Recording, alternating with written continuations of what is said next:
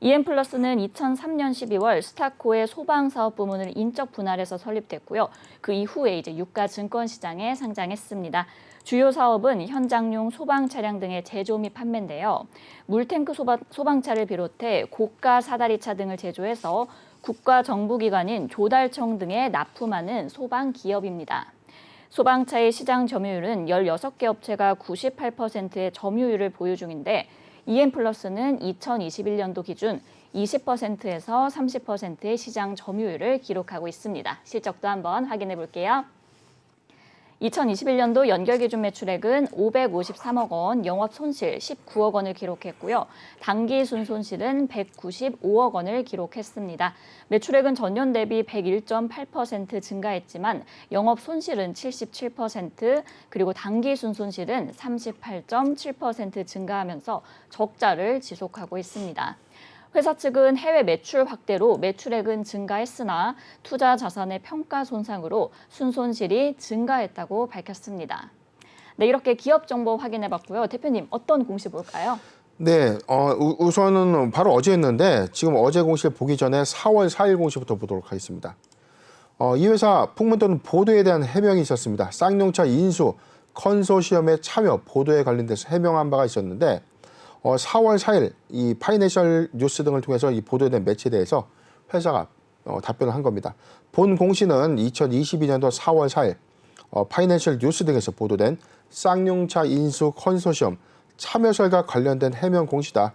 우리는 사업 경쟁력 강화 그리고 기업 가치 제고를 위해서 쌍용차의 인수 컨소시엄 참여 여부를 적극적으로 검토하고 있다. 네. 이외에 현재까지 구체적으로 결정되거나 확정된 사항이 없다라고 좀 밝히면서 쌍용차 인수 관련된 모멘텀이 단계 좀 부각이 좀 됐었죠. 그렇죠. 자, 그렇기 때문에 쌍방울 그룹을 필두로 해서 지금 EM플러스, 그다음에 KH그룹, 최근에는 KG그룹까지 좀 가세된 쌍용차 인수의 어떤 과열 양상이 좀 있었는데, 자, 그런데 바로 어제였습니다. 회사 풍문떠는 보도에 대해서 다시 해명을 좀 했죠. 네. 4월 4일자 풍문떠는 보도에 대해서 재공시를 미리 한 건데요. 내용 보도록 하겠습니다.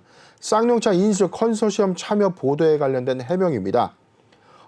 회사는 4월 4일 파이낸셜 뉴스 등에서 보도된 쌍용차 인수 컨소시엄 참여설 관련된 해명 공시에 대해서 위 사항에 대해서 당사는 쌍용차 인수의 컨소시엄 참여 여부를 검토했는데 당사가 진행하는 신규 사업에 더욱 집중하기 위해서 최종적으로 컨소시엄 참여에 대한 검토는 중단하기로 했다. 즉 쌍용차 인수에서 발을 빼겠다라고 좀 공시를 했는데, 자, 이 공시 우리 앵커님 어떻게 좀 보여져요? 4월 4일 날 쌍용차 인수를 했다. 주가가 기대감으로 급등을 했습니다. 그런데 지금 한 3일 지나고 나서 갑자기 우리 안 합니다. 자, 이 답변, 이 조회 공시 요구에 대한 어떤 답변의 어떤 성실성이 좀 많이 좀 결여된 답변이 아닌가. 조금 좀 씁쓸한 공시가 아닌가 예상해 봅니다. 네, EM플러스 4월 4일에 쌍용차 인수 컨소시엄에 미확정 공시를 낸 뒤에 바로 어제였죠. 7일에 결국에는 컨소시엄 참여 검토를 중단하겠다 이렇게 밝혔습니다. 결국에 쌍용차 인수 컨소시엄 참여설에 주가만 오르다가 제자리를 찾은 모습인데 대표님 이거 좀 어떻게 보세요? 일단 EM플러스의 최근 주가를 좀 보면 지금 쌍용차 이 인수 소식이 좀 전해졌던 4월 4일이었죠. 자, 이 조회 공시 답변 기일까지 주가 형성된 이 구간을 좀 보면 사실상 지금 한 4,000원 초반에 있었던 이 종목이 5,980원까지 단기 좀 급등을 했어요. 바로 쌍용차 인수 기대감이 좀 반영이 됐는데 지금 다시 안 한다라고 좀 밝혀하니까 주가 다시 오른 만큼 좀 내려왔다는 거죠. 거의 제자리로. 그렇다면 지금 매수했던 요 구간에 있던 많은 투자자 입장에서 소위 답답함을 넘어서 너무 짜증이 좀 날 수밖에 없지 않을까요? 그렇다면 이 조회 공시의 취지에 대해서 다시 한번 좀 말씀드리는데, 조회 공시 요구에 대해서는 이러이러한 공시상의 이슈가 있습니까라고 성실하게 답변해야 되는 회사의 의무가 있습니다. 지금 제가 유가증권 공시 규정이 살짝 좀 헷갈린데 코스닥 상장의 이 규정에 의해서는 조회 공시 요구의 제척 사유라는 게 있어요. 14일 이내에 미확정 공시를 다시 번복하는 중요 내용을 번복하는 어떤 사례가 좀 있다면 이게 불성실 공시 법인 어떤 지정사유에 해당이 되거든요. 지금 유가증권 시장의 어떤 공시 규정이 지금 제가 잠깐 숙지적 관점에서 다소 좀 헷갈린데 지금 어찌됐든 간에 지금 회사의 입장에서는 이런 풍문 또는 보도에 대해서는 우리는 검토 중에는 있다. 아직 참여 여부를 결정하지 못했고, 자, 이 부분에 대해서 지금 중요하게 어떤 답변할 게 없다. 사실상 우리가 답변한다면 이게 맞지 않을까요? 그렇죠. 쌍용차에 대해서 아직은 우리가 검토 단계, 아직 적극적인 어떤 검토 단계보다는 지금 이 부분에 대해서 여부를 좀 검토하고 있다. 뭐 소극적인 답변 내지는 아니면 중요 정보 없음으로 답변해도 충분했다는 거죠. 그리고 나서 만약에 확정되는 내용이 있다면 그때 가서 공시해도 돼요. 이건 번복 사유는 아니었죠. 당장은 우리가 애매하게 결정하기에는 다소 애매한다면 차라리 중요 정보 없음이 맞다는 거죠. 그런데 지금 문구를 보면 사실상 쌍용차 인수를 어떻게 한다고 했죠? 적극적으로 검토한다고 했습니다. 네. 자, 누가 봐도 이게 시세에 오인을 줄 만한 요소가 그렇죠. 다분한 문구가 되는 거죠. 만약에 제가 글을 쓴다면 중요 정보 없음이나 우리 회사는 쌍용차 인수 여부에 대해서 현재 검토를 하고 있지만 이 검토에 따라서 할지 안 할지는 뭐 어떤 위험도에 대해서 좀 기재를 하는 것이 좀 맞지 않을까. 검토를 하고 있지만 확률상 우리 이 적극적인 어떤 이런 문구라는 것 좀 자제하는 것이 맞죠. 그럼에도 불구하고 지금 3일이 지난 시점에 갑자기 중단하기로 했다. 자, 이게 좀 저는 좀 애매모호한데 사실상 이 투자자 입장에서는 굉장히 회사의 어떤 이런 태도가 굉장히 좀 화가 날 수밖에 없는 그렇죠. 문구가 좀 아니었나 생각해 봅니다.